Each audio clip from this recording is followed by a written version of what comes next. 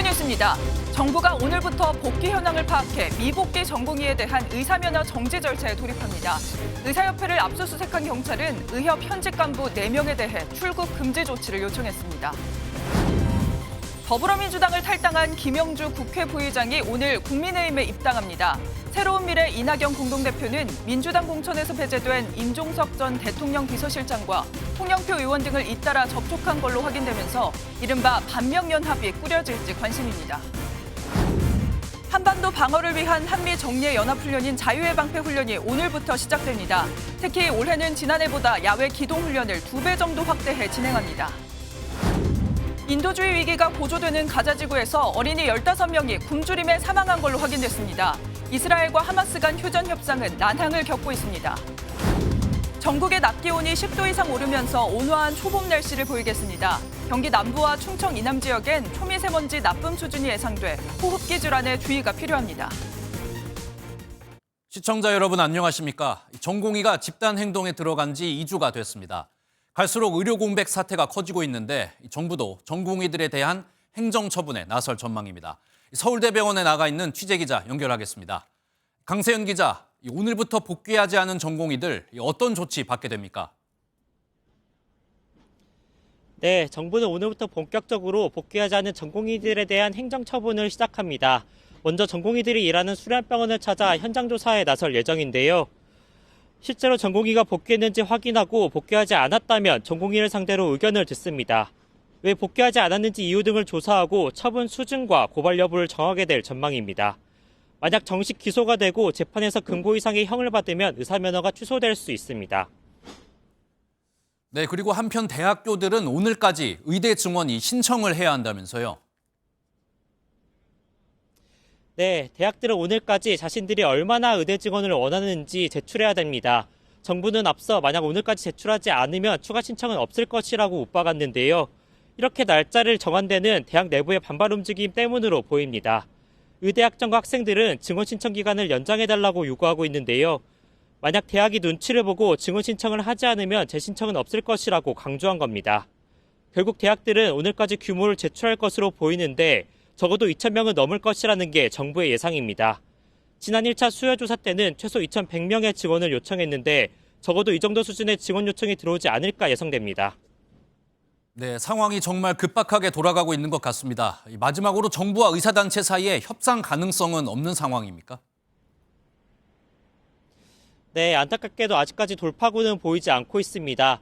정부는 2,000명 증원은 정말 최소한의 증원이다라는 입장을 계속 강조하고 있고 의사단체는 이를 원점부터 논의해야 된다는 입장입니다. 여기에 의대 교수들까지 전공의들을 처분하면 집단행동에 나설 수 있다고 밝힌 만큼 갈등의 골이 더 깊어질 수 있다는 우려가 나옵니다. 협상의 주체가 없다는 것도 문제인데요. 앞서 정부는 의사의 입장을 대변할 수 있는 단체를 꾸려달라고 요청했지만 아직까지 꾸려지지 않고 있습니다. 네, 이렇게 상황이 길어질수록 환자들의 피해가 심해질 것 같습니다. 현재 상황은 어떻습니까? 네, 말씀하신 대로 의료 공백은 갈수록 커지고 있는데요. 항암 치료나 아니면 수술을 받아야 되는 환자들이 진료 날짜조차 잡지 못하는 상황이 벌어지고 있습니다. 응급실 역시 점점 한계에 다다르고 있는데요. 서울에서도 대동맥 관련 진료나 분말이 어렵다고 공지하는 병원이 생겼습니다. 집단 행동이 길어질수록 환자들의 피해가 커질 수밖에 없어 보입니다. 지금까지 서울대병원 앞에서 MBN 뉴스 강세현입니다. 한편 의사협회는 서울 여의도에서 대규모 집회를 열었습니다. 주최 측 추산 3만 명의 의사들이 모여 정부의 의대 증원 정책을 비판했습니다. 경찰은 의료계 집단 행동과 관련해 단호한 조치를 예고했습니다. 이어서 심동욱 기자가 보도합니다. 어깨에 붉은 띠를 두르고 피켓을 든 의사들이 서울 여의도 일대 도로를 가득 메웠습니다. 무분별한 주원정책, 국민부담 복종한다. 대한의사협회가 주최한 전국 의사 총궐기 대회에 주최 측 추산 약 3만 명의 의사가 모였습니다. 전공의의 결정을 지지하고 정부 탄압으로부터 이들을 지켜내기 위해 우리는 함께 모였습니다. 의사들은 의대 정원 증원 철회 구호를 외치며 2시간가량 집회를 이어갔습니다. 경찰은 집회 현장에 경찰 병력 3천여 명을 배치하는 등 만일의 사태에 대비한 현장 관리를 했습니다. 준법 집회에 대해서는 보장하겠지만 불법 행위에 대해서는 단호하고 엄정하게 조치를 할 계획입니다. 이런 가운데 지난 1일 의협 사무실과 관계자 등을 압수수색한 경찰은 관련인들을 상대로 출석을 요구한 것으로 알려졌습니다. 또 김태구 의협 비상대책위원장 등 핵심 관계자 4명에 대해 출국 금지를 요청했습니다. 경찰은 향후 수사력을 총동원해 신속하고 철저하게 관련 수사를 이어나갈 방침이라고 밝혔습니다. MBN 뉴스 심동욱입니다. 우리나라와 미국의 연합훈련, 자유의 방패 훈련이 오늘부터 시작됩니다. 특히 올해는 지난해보다 야외 기동훈련이 2배 넘게 늘었는데요. 북한은 한미 연합훈련을 북침 전쟁 연습이라고 주장하고 있는데 미사일 발사 같은 도발에 나설 가능성도 제기되고 있습니다. 홍지호 기자의 보도입니다. 대규모 한미 연합훈련인 자유의 방패 훈련이 오늘부터 11일 동안 진행됩니다. 지상과 해상, 공중은 물론 우주 자산 등도 활용되는 등 다양한 분야에서의 훈련이 이루어집니다. 합동참모본부는 실전적 훈련을 통해 북한의 위협을 무력화하고 한미동맹의 대응 능력을 강화하겠다고 밝혔습니다. 특히 지난해 23번 진행된 야외 기동훈련도 올해는 48차례로 2배 넘게 늘었습니다. 미국의 전략폭격기와 항공모함 같은 전략자산이 한반도에 전개될 가능성도 있는 것으로 전해졌습니다. 북한의 도발 시 즉각, 강력히 끝까지 응징할 태세를 갖추고 있으며 이번 연습을 통해서도 이에 대한 확고한 대응 태세를 더욱 강화할 것입니다. 이번 훈련에는 호주와 캐나다, 프랑스, 영국 등 12개 유엔 사령부 회원국도 함께 참가합니다. 접경 지역에서의 연합훈련은 예정돼 있지 않지만 북한이 올해 들어 5차례 발사한 순항 미사일에 대비해 이를 탐지 타격하는 훈련도 포함됐습니다. 북한이 직접 핵무기를 사용하는 시나리오에 대한 훈련은 오는 8월 예정된 을지 자유의 방패 연습 등에서 논의될 것으로 보입니다. 한미 연합 연습을 북침 전쟁 연습이라고 주장해온 북한이 도발에 나설 가능성도 있어 군 당국은 대북 경계 태세를 강화할 예정입니다. MBN 뉴스 홍지호입니다. 이스라엘과 하마스의 전쟁이 격화하면서 팔레스타인 가자 지구의 식량 문제가 최악으로 치닫고 있습니다. 최근 며칠 사이에 최소 15명의 어린이가 굶주림으로 사망한 걸로 확인됐는데요. 문제를 해결하기 위해선 휴전이 시급해 보이지만 오늘로 예정됐던 협상은 쉽지 않아 보입니다. 보도에 최희지 기자입니다. 밥통을 든 아이들이 철조망에 매달려 배급될 음식을 보고 있습니다. 가자 지구 내 병원에는 인큐베이터에 의존해 겨우 생을 이어가는 아이들이 누워 있습니다.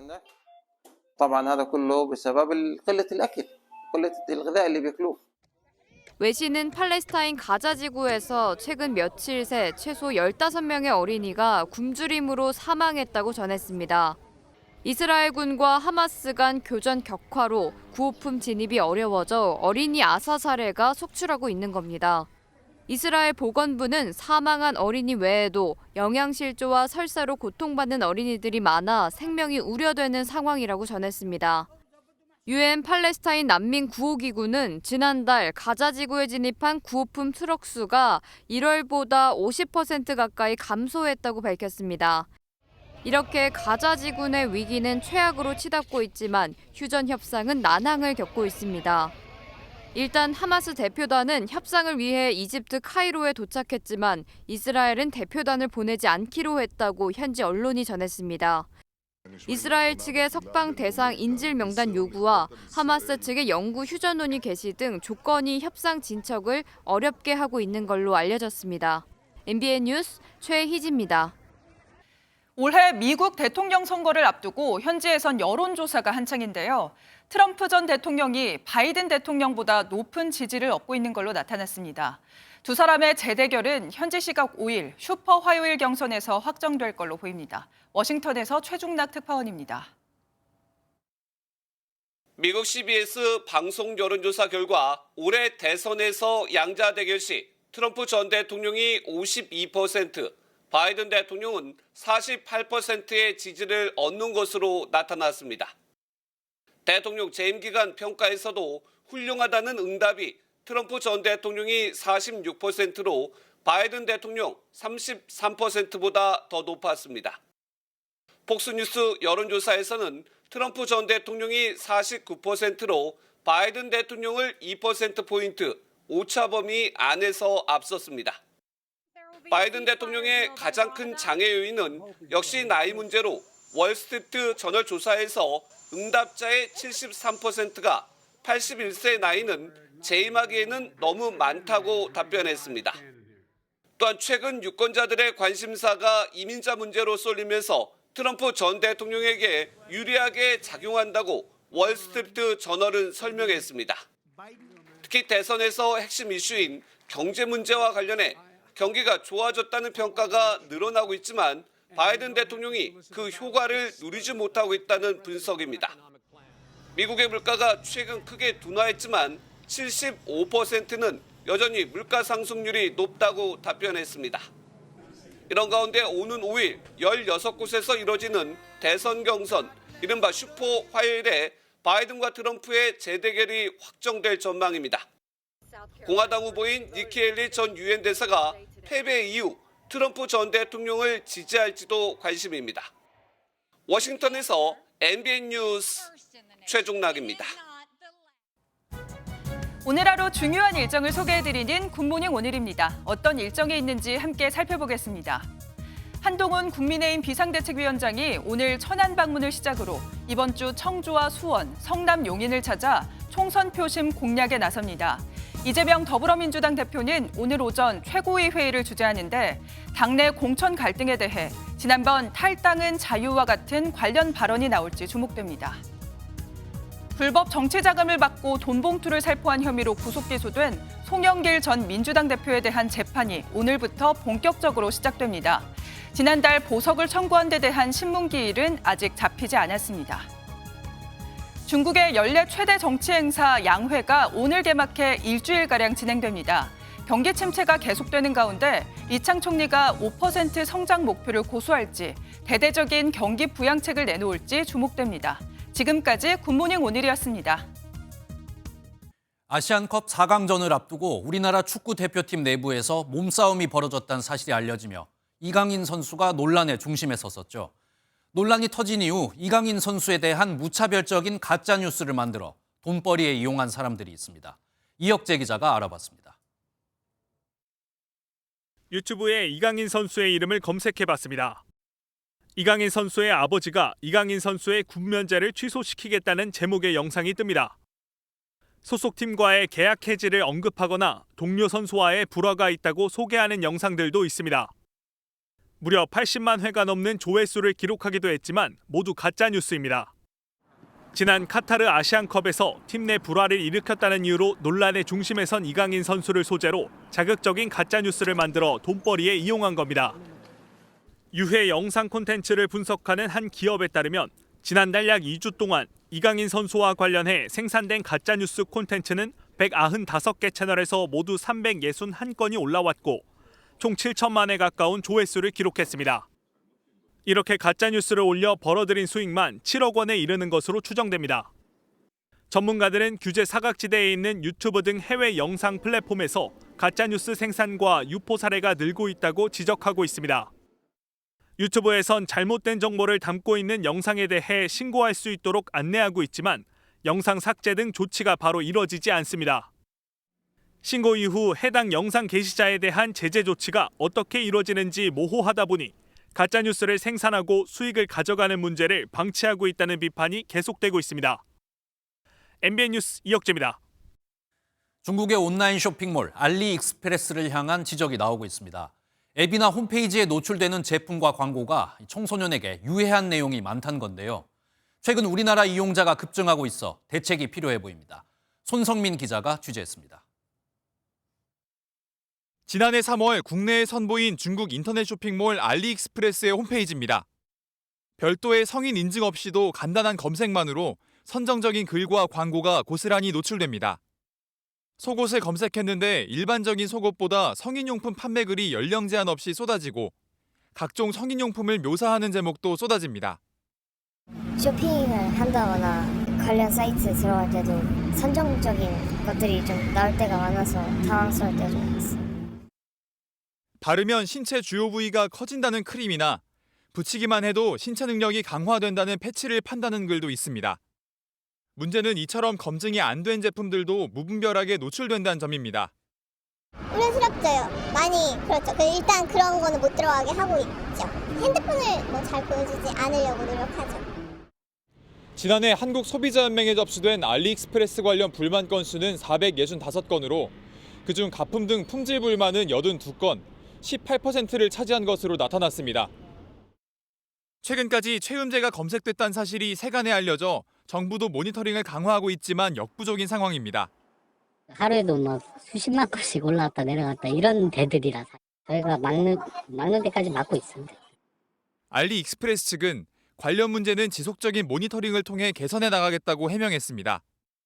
하지만 중국 온라인 쇼핑몰 이용자가 꾸준히 늘고 있어 가품이나 불법 상품 판매 논란은 계속될 전망입니다. MBN 뉴스 손성민입니다.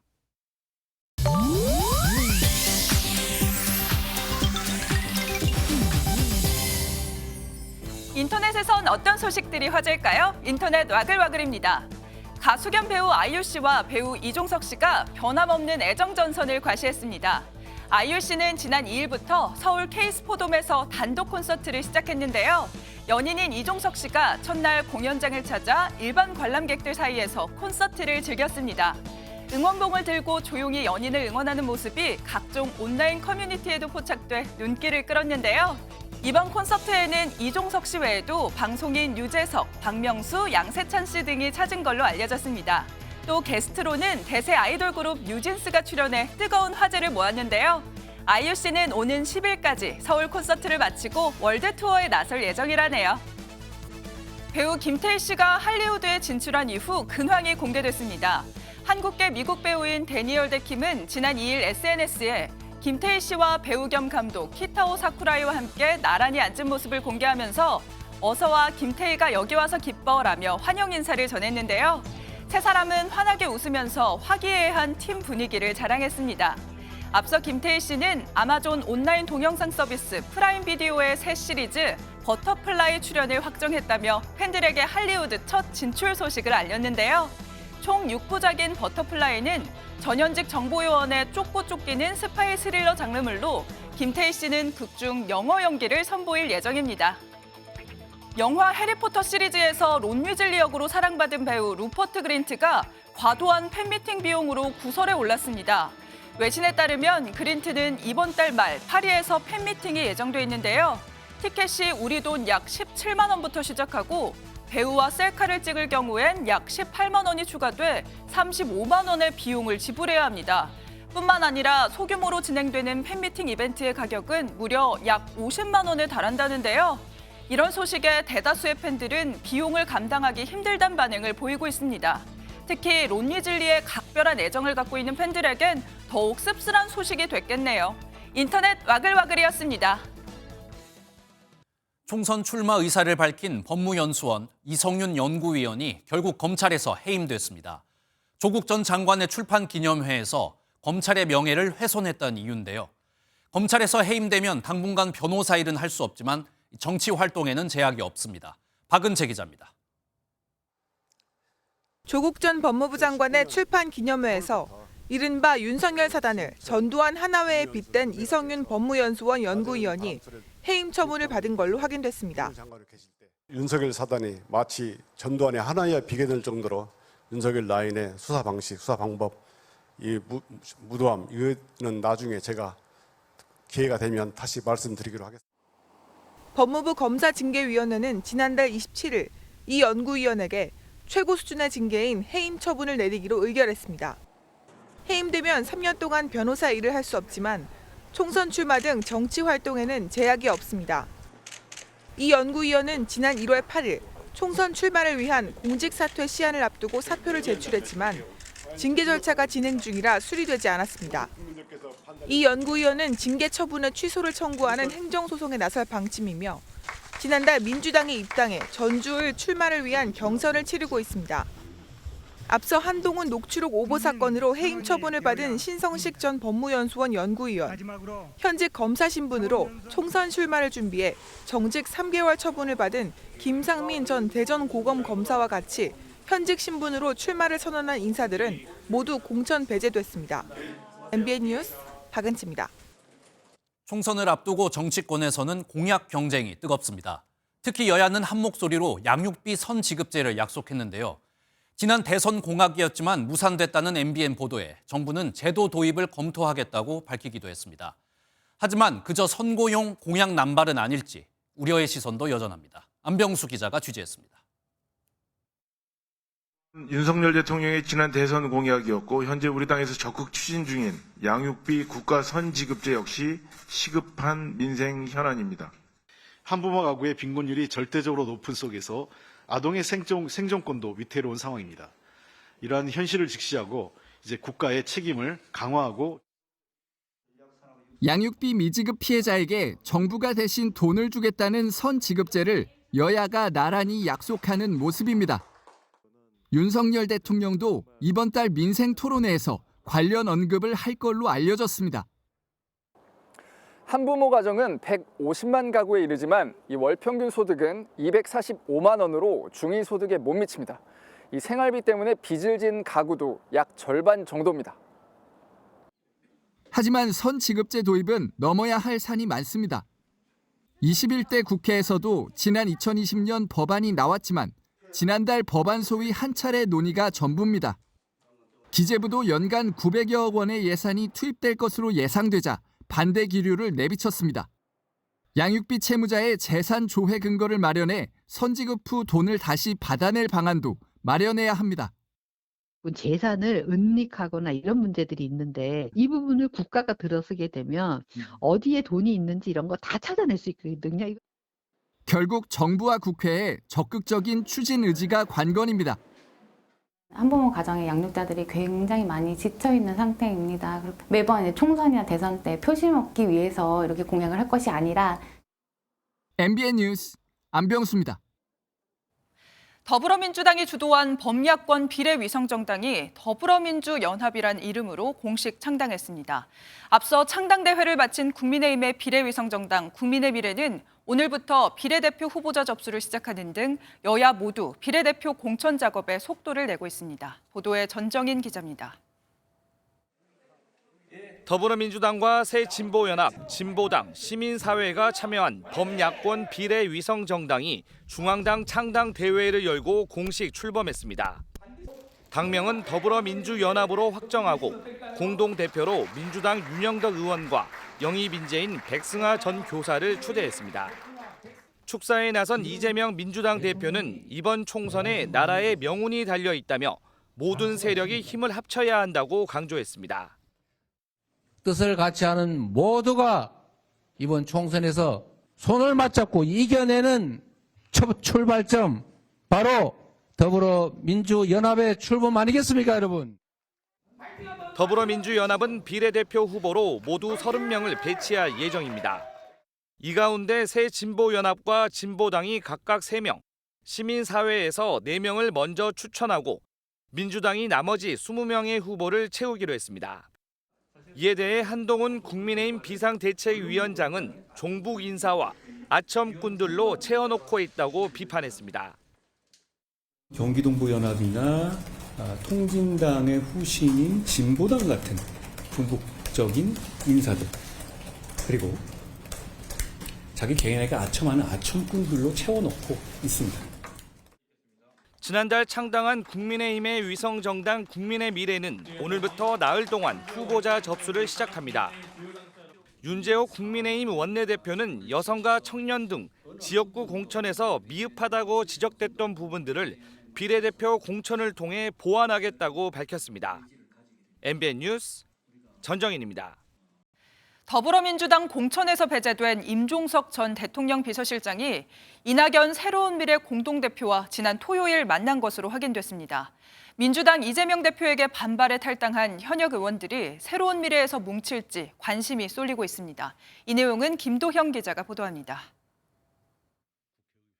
이낙연 새로운미래 공동대표와 임종석 전 청와대 비서실장이 서울 모처에서 만난 것으로 확인됐습니다. 이낙연 새로운미래 대표는 MBN과의 통화에서 임 전 실장과 만나 민주당 상황에 대해 다양한 이야기를 나눴다고 밝혔습니다. 이 대표는 광주에서 출마 선언을 할 계획이었지만 민주 세력의 결집과 확장을 위해 사전에 긴급히 해야 할 일이 생겼다며 기자회견을 미룬 바 있습니다. 임 전 실장이 이재명 대표의 속뜻을 알았다며 중대 결정을 암시했던 만큼 일각에선 새로운미래 대표설도 흘러나오고 있습니다. 설훈, 홍영표 의원을 포함한 민주당 이탈 인사들과 접촉설도 끊이지 않고 있습니다. 앞서 설 의원은 민주연합 연대 구상을 밝혔고 홍영표 의원도 이번 주 초에는 입장을 밝힐 예정입니다. 다른 동료 국회의원들과 얘기를 해도 의견들이 많이 나뉘고 있습니다. 어떤 방향으로 가야 될지 솔직히 아직 결정을 못하고 있습니다. 다만 민주당에서 친문계 윤건영, 이인영 의원 등이 단수 공천을 받아 연수의 탈당으로까지 이어지진 않을 것이란 전망도 나옵니다. MBN 뉴스 김도형입니다. 모멸감을 느낀다며 민주당을 탈당한 사선 중진 김명주 국회 부의장이 오늘 국민의힘에 입당합니다. 민주당 의원이 국민의힘으로 자리를 옮기는 건 오선 이상민 의원에 이어 두 번째인데요. 이재명 대표는 김 부의장이 윤리평가에서 0점을 받았다며 탈락 이유를 공개했는데 김 부의장은 이재명 대표가 다급해 보인다고 맞받았습니다. 유호정 기자입니다. 김명주 국회 부의장은 민주당이 돌아갈 다리를 끊었다고 했습니다. 기다렸다는 듯이 전략적으로 묶었고 언론에 공직 윤리평가 빵점 받은 그런 거를 흘릴 때 제가 돌아갈 수 있는 다리를 당에서 끊어버렸다고. 국민의힘 입당을 결정한 건 중도층으로 외연을 확장해 여의도 정치를 바꿔보자는 한동훈 위원장 주장에 공감했기 때문이라고 설명했습니다. 이재명 대표는 아쉽다면서도 김 부의장이 채용 비리를 소명하지 못해 윤리평가에서 0점을 받았다고 평가절하했습니다. 이에 김 부의장은 20대 국회에서 다 끝난 사건이라며 충분히 소명했다고 반박했습니다. 경찰의 조사를 받은 적도 없고 검찰에서 연락받은 적도 없고 19대, 20대에 걸쳐서 다 끝난 일인데 이재명 대표가 정말 많이 다급하셨나 봅니다. 영입에 공들였던 한동훈 위원장은 김 부의장 의정 활동을 추켜 세우는 한편 이 대표를 저격했습니다. 김영주가 0점이면 혹시 이재명은 마이너스 한 200점쯤 되나요? 제가 이재명 대표를 참 대단하다고 생각하는 건 그런 뻔뻔함입니다. 김 부의장은 내리 삼선한 영등포가 출마가 유력한 가운데 당 간판을 바꿔 출마할 경우 지역 민심의 향배가 주목됩니다. MBN 뉴스 유호정입니다. 박민식 전 국가보훈부 장관이 이번 총선에서 험지라고 할 수 있는 서울 강서울 출마를 공식 선언했습니다. 국민의힘 한동훈 비대위원장의 요청을 수락한 건데요. 한동훈 비대위원장은 고마움을 나타내기도 했습니다. 이지율 기자의 보도입니다. 험지 출마를 공언했던 박민식 전 국가보훈부 장관이 서울 강서울 출마를 선언했습니다. 당초 박 전 장관은 서울 영등포을에 공천을 신청했지만 해당 지역구가 경선 지역구로 결정되자 경쟁 후보를 지지하며 경선을 포기했습니다. 박 전 장관은 한동훈 비대위원장으로부터 다시 한번 희생해달라는 요청을 받았다며 수도권 탈환 의지를 강조했습니다. 험지 출마해서 수도권에서 한 석이라도 탈환하는 게 내 임무 아니겠어요. 그 명분을 아직도 가지고 있기 때문에 내가 영광으로 생각하고 이제 오케이 했어요. 이로써 박 전 장관은 강서울 현역으로 단수 공천을 받은 진성준 더불어민주당 의원과 맞붙게 됐습니다. 한동훈 위원장은 이기는 선거를 위한 전략적 재배치라고 강조하며 박 전 장관의 고마움을 나타냈습니다. 국민의힘은 지난번 총선에서 너무 참패했습니다. 인원의 재배치 같은 것은 전략적으로 고려할 수밖에 없는 것이고, 물론 그 과정에서 본인의 희망이 잘 반영되지 않고 본인의 희생과 헌신이 전제되는 것이죠. 박 전 장관의 결단으로 국민의힘은 한강벨트라인 공천을 확정짓고 수도권 승기를 잡겠다는 계획입니다. 당내에선 박 전 장관의 험지 출마로 공천 쇄신이 부족하다는 지적도 상쇄될 것으로 기대하는 분위기입니다. MBN 뉴스 이지율입니다.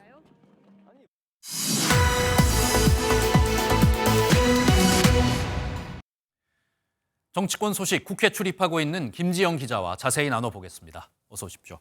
이 민주당 소식부터 좀 짚어보겠습니다. 민주당 내부 갈등이 지금 심각한 상황인데 지금 서른 의원이 탈당을 했지 않습니까? 홍영표, 그다음에 임종석 전 비서실장 같은 경우도 탈당 가능성이 높다고 봐야 할까요? 네, 조금 전 6시 40분쯤입니다. 네. 임종석 전 대통령 비서실장이 SNS에 짧은 한마디를 올렸습니다. 임 전 비서실장은 당의 결정을 수용합니다라는 한 줄을 올렸는데요. 당의 결정을 수용하고 탈당을 하겠다는 건지 아니면 당에 남겠다는 건지 임 전 실장의 의중은 좀 더 지켜봐야 할 것 같습니다. 애초 당에 남으려는 생각이 강했지만 지도부가 공천 배제를 재고해달라는 요구를 말 그대로 묵살하자 임 전 실장은 모든 가능성을 열어두고 거취를 고민하고 있습니다. 공천에서 배제된 친문 핵심 홍영표 의원도 탈당 가능성을 포함한 거취에 대한 숙고에 들어간 상태입니다. 홍 의원은 행보와 관련한 여러 추측성 보도가 나오고 있다는 것을 알고 있다면서 더 이상 그럼에도라는 선택은 하지 않을 것이라고 입장을 밝혔습니다. 그럼에도라는 선택은 하지 않겠다. 이런 점에서 탈당에 무게가 실립니다. 아마도 이번 주 초가 친문 의원들의 탈당 분수령이 될 것으로 보이는데요. 이 두 사람이 탈당을 결심하면 민주당 공천에서 배제된 비명계 의원들의 연쇄 탈당이 이어질 수 있다는 가능성도 나옵니다. 네, 아무래도 근데 민주당에서 탈당이 만약에 계속 이어진다면요. 이낙연 대표가 있는 새로운 미래가 아마 좀 주요 행선지가 될 것 같습니다. 어떻습니까? 네, 만일 임 전 실장과 홍 의원이 탈당을 결심하면 앞서 민주당을 탈당한 서른 의원과 함께 먼저 민주연합을 결성하고 이후에 새로운 미래와 합치는 시나리오가 거론이 됩니다. 이낙연 대표 새로운 미래가 민주당을 나와 창당을 결심할 당시 민주당을 깨는 일이라는 반발이 많았던 만큼 바로 새로운 미래로 들어가진 않을 것이란 예상이 많습니다. 임종석, 서른, 홍영표 이 세 사람이 먼저 공천 학살, 이재명 사당화라는 프레임을 갖춘 뒤 민주당을 복원하자는 명분을 가지고 새로운 미래와 합칠 수 있다는 관측이 나옵니다. 새로운 미래는 이준석 대표의 개혁신당과 합당하면서 잠시 개혁신당 당명을 가졌다가 결별하며 다시 새로운 미래가 됐죠.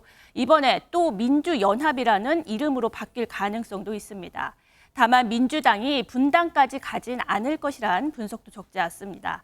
앞서 리포트에서 보셨듯이 문 전 대통령의 복심으로 불리는 윤건영 의원, 또 문정부 때 통일부 장관을 지낸 이인영 의원이 단수 공천을 받았기 때문인데요. 이재명 대표가 오늘 지도부 회의를 주재하는데 이 자리에서 공천 갈등과 관련해 메시지를 내놓을지 주목됩니다. 네, 이번에는 국민의힘 소식 짚어보겠습니다. 국민의힘 위성정당인 국민의 미래가 오늘부터 이 후보자 접수 시작하죠.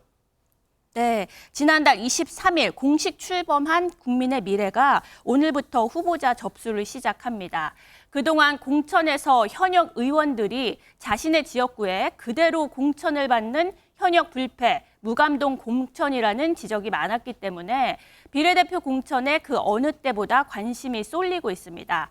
지역구 공천에서 현저하게 부족했던 청년과 여성, 그리고 정치 신인을 얼마나 배치하느냐에 따라 이번 공천 평가가 달라질 것이란 분석입니다. 네, 방금 말씀하신 것처럼 지금까지는 이 청년과 여성 같은 어떤 이런 부분에 대한 공천이 좀 적었다는 말씀하셨는데 이 비례대표에서는 이 부분이 좀 보완이 될까요? 네, 국민의힘은 현재 253개 지역구 가운데 196곳에 공천을 확정했는데요. 이 가운데 20대 후보는 한 명도 없고 40대 이하 청년은 28명으로 전체의 12.2%, 여성 후보는 24명으로 전체의 11.7% 정도에 불과합니다. 공천을 받았다고 해도 야당 지지세가 강한 험지에 투입된 경우가 많습니다. 광주의 젊은 보수로 불리는 호남 대한포럼 박은식 비대위원은 광주 동남구 을, 영입인재 김용은 전 EBS 강사는 경기 오산시, 30대 김재섭 전 당협위원장은 서울 도봉구 갑에 공천을 받았습니다. 국민의힘은 비례대표 공천과 남은 강남권, 영남권에서 국민 추천제 등을 통해 청년과 여성 인재를 늘린다는 계획입니다. 네, 오늘 말씀 여기까지 듣겠습니다. 지금까지 정치부 김재영 기자였습니다. 한국에서 태어난 영원한 우리의 아기 판다 푸바오가 중국으로 떠나기 전 관람객들과 마지막 인사를 나눴습니다. 전국 각지에서 몰려든 푸바오의 팬들은 밤을 지새우며 푸바오를 배웅했습니다. 이재호 기자가 현장에 다녀왔습니다. 놀이공원 개장과 동시에 수많은 인파가 판다월드 쪽으로 일제히 달려갑니다. 아기 판다 푸바오를 만나기 위해 긴 밤을 기다린 관람객들입니다. 저 천안에서 왔는데 오늘 오픈런에서 푸바오 보려고 3시 50분에 왔어요. 엊그저께도 오고 퐁당퐁당 오고 있어요. 해맑은 모습으로 등장한 푸바오는 이내 평상에 올라 팬들과의 마지막 만남을 기념하는 대나무 인형을 갖고 놀기 시작합니다. 관람객들의 얼굴에는 반가움과 아쉬움이 교차합니다. 이제 푸바오가 마지막 날이라 가지고 좀 감동적이고 좀 너무 속상하기도 해요. 가서 잘 적응하고 약간 좀 한국 팬들을 기억해줬으면 좋겠어요. 푸바오의 탄생부터 성장까지 함께한 강철원 사육사는 중국 방사장에서 본 유채꽃을 미리 선물하며 작별을 준비했습니다. 우리 사람들이 첫정이라고 표현을 하는 것처럼 푸바오는 저에게도 첫정인데 아마 올해 평생 잊지 못할 푸바오의 기억이 저에게 가슴 가득 있는 것 같아요. 푸바오의 마지막 출근길을 담기 위해 몰린 취재진 중에는 외신도 다수 포함돼 푸바오의 국제적인 인기를 실감나게 했습니다. 한국 출생 1호 판다로 큰 사랑을 받아온 푸바오는 아쉬움을 뒤로 한 채 다음 달 3일 중국으로 떠납니다. MBN 뉴스 이조입니다. 에어택시라고 불리는 하늘을 나는 자동차 UAM 상용화를 위해 세계 각국이 경쟁 중인데요. 우리 정부와 기업들도 이 도심 항공교통의 실제 투입을 위해서 시험 비행에 나서는 등 개발에 속도를 내고 있습니다. 실제로 올해 하반기엔 수도권에서 날아다니는 자동차를 볼 수 있을 걸로 보입니다. 이승민 기자입니다. 프로펠러 8개가 달린 비행기가 지상에서 곧바로 날아오릅니다. 100m까지 고도를 높이고 시속 170km 속도로 순항합니다. 한국항공우주연구원과 국내 기업이 개발한 KUAM 오파브입니다. 실제 도심 비행을 앞두고 소음 점검과 안전성 등을 확인하는 겁니다. 사람이 많은 도심에서의 저고도 비행을 위해선 소음이 크지 않아야 하는 게 무엇보다 중요합니다. 130m 상공에서 운항할 때 측정된 소음은 61.5dB로 도시의 일반적인 소음보다 작고 헬기보다 훨씬 더 조용합니다. 소음 기준이 지금 현재 마련 중이고 소음원을 직접적으로 측정하는 세계에서 나사와 더불어 한국만이 가지고 있는 기술이 활용이 될 예정이고 아직은 사람을 한 명밖에 태울 수 없지만 앞으로 5인승으로 확장하고 최대 시속 340km까지 개선할 계획입니다. 수직 이착륙장인 버티포트와 승객 터미널을 갖춘 실증 단지에서는 소음 측정뿐만 아니라 비행 관제, 교통 관리 등 운항에 필요한 모든 요소의 통합 운용 능력을 확인합니다. 이곳에서 쌓은 경험을 토대로 오는 8월에는 인천 아라뱃길에서의 비행에 나섭니다. 숙제들이 좀 있긴 합니다. 버티포트를 많이 지어야 되는데 최적지를 어떻게 가서 가져가야 될 거냐 실무적인 부분들이 있는데 정부는 내년 말 서울 도심에서 첫 상용화 서비스를 시작해 800조 원 규모의 글로벌 UAM 시장을 선도한다는 계획입니다. MBN 뉴스 이승민입니다. 어제는 3월 3일 숫자 3이 2번 겹쳐서 만들어진 삼겹살 데이였는데요. 최근 비계 삼겹살로 논란이 있었던 유통업계는 AI 기술을 도입해 지방을 걸러내고 품질에 이상이 있을 땐 100% 환불을 약속하면서 신뢰 회복에 나섰습니다. 정주영 기자의 보도입니다. 삼겹살 데이 당일 아침 개장 전부터 대형마트 입구에 긴 줄이 늘어섰습니다. 문이 열리자 고객들이 정육콘으로 질주합니다. 100g당 990원의 초특가 삼겹살을 먼저 손에 넣기 위해서입니다. 요즘 삼겹살 밖에서 사 먹기가 너무 비싸가지고 오늘 할인한다고 해서 아침부터 달려왔는데 너무 좋은 가격을 너무 싼 가격에 득템한 것 같아서 너무 기분 좋습니다. 내년 3월 3일엔 1년 중 가장 많은 삼겹살이 팔립니다. 지난해 물량이 폭증하면서 비계로 가득한 삼겹살까지 판매한 것이 논란이 되자 유통업계는 AI까지 도입해 비계를 걸러내고 있습니다. 아예 내용물이 보이게 포장하거나 비계가 너무 많을 경우 100% 환불을 약속하기도 합니다. 삼겹살 겉지방 두께를 1cm 이하로 엄격하게 관리하고 있고 기준보다 가할 경우 100% 환불 교환해드리고 있습니다. 정부는 업체의 삼겹살 품질 점검을 강화하고 눈속임 판매가 적발되면 페널티를 부과하기로 했습니다. MBN 뉴스 정주영입니다.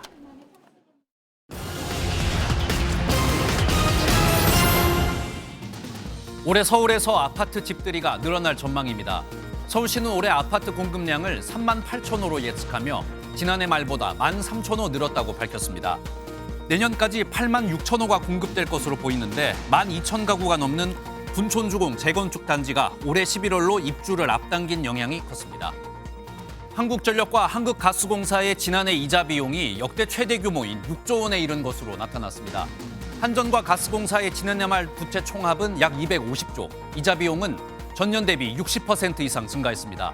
국제 에너지 가격이 폭등하면서 수십조 원대의 누적 적자가 쌓였고 전기 가스 요금 인상에도 정상화되지 못한 수익 구조가 원인으로 지목됐습니다. 지난 10년 동안 우리나라의 결혼이 지속적으로 감소한 것으로 나타났습니다. 지난해 혼인 건수는 약 19만 3천 건으로 2013년에 비해 40% 줄었고 2016년부터 출생아 수도 감소하기 시작했습니다. 결혼을 반드시 해야 한다는 응답한 비율은 2012년 약 20%에서 2022년 15%로 낮아졌고 결혼하지 않는 이유로 20대, 30대의 30% 이상이 결혼 자금 부족을 꼽았습니다. 지금까지 굿모닝 경제였습니다.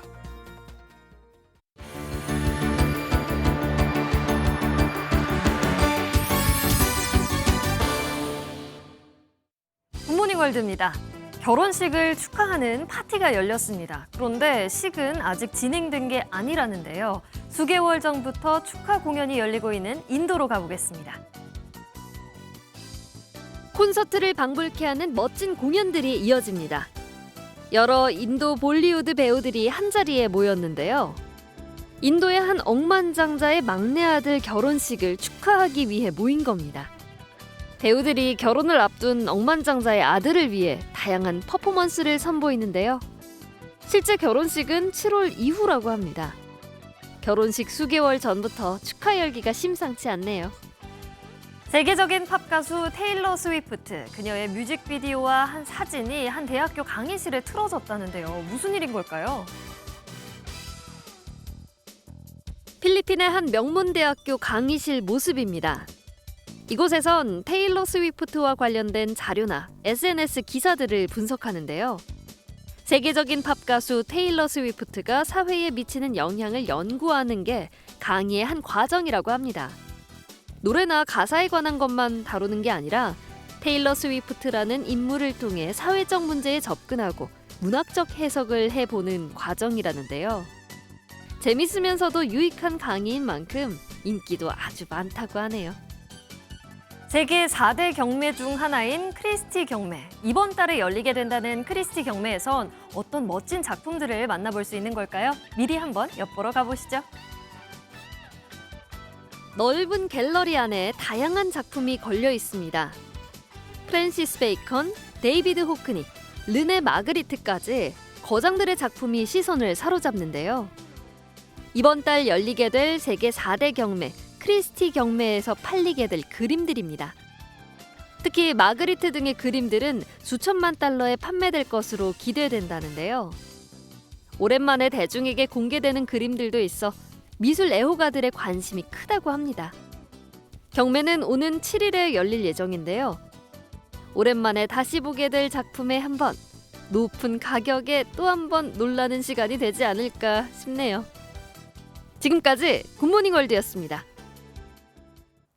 테니스와 탁구, 배드민턴을 혼합한 스포츠 피클볼 들어보셨나요?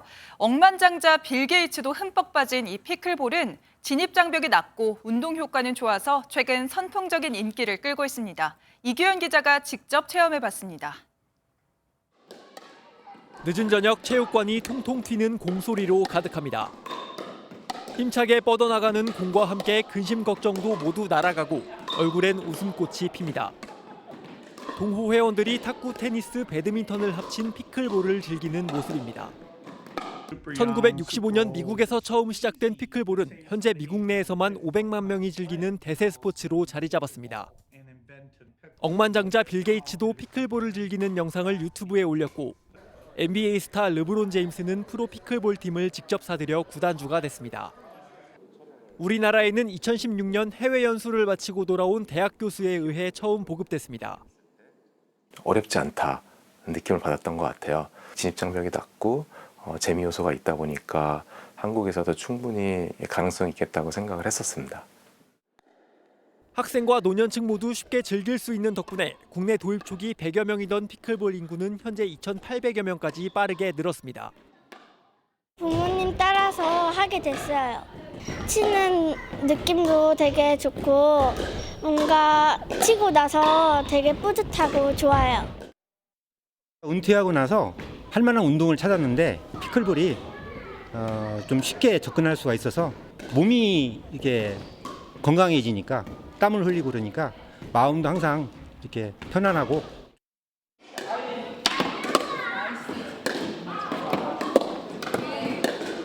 남녀노소 쉽게 즐길 수 있는 피클볼을 통해 건강과 재미 모두 잡아보는 건 어떨까요? MBN 뉴스 이규현입니다.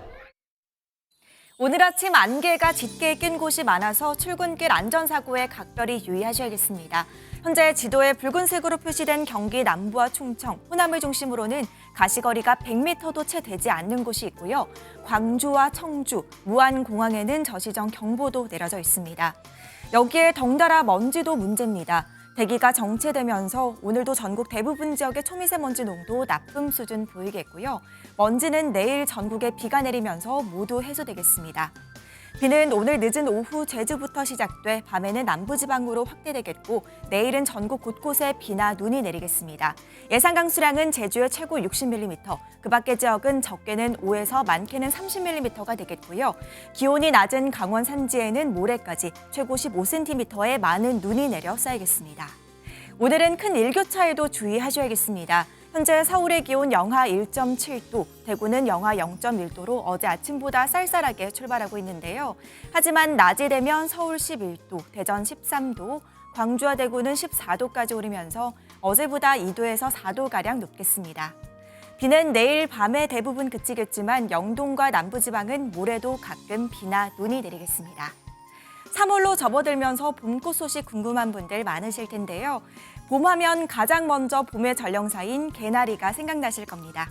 올해 봄꽃 개화 시기는 평년보다 3일에서 6일 정도 빠를 것으로 보이는데요. 개화에 영향을 주는 2월과 3월의 기온이 평년보다 높기 때문입니다. 개나리는 3월 12일에 제주와 부산에서 가장 먼저 고개를 내밀겠고요. 3월 중순쯤에는 그 밖에 남부지방에서도 볼 수 있겠습니다. 서울 등 수도권은 3월 하순쯤 노랗게 물들 것으로 전망됩니다. 지금까지 날씨와 생활정보였습니다. 월요일 아침 굿모닝 MBN 마치겠습니다. 오늘도 좋은 하루 보내시기 바랍니다. 고맙습니다.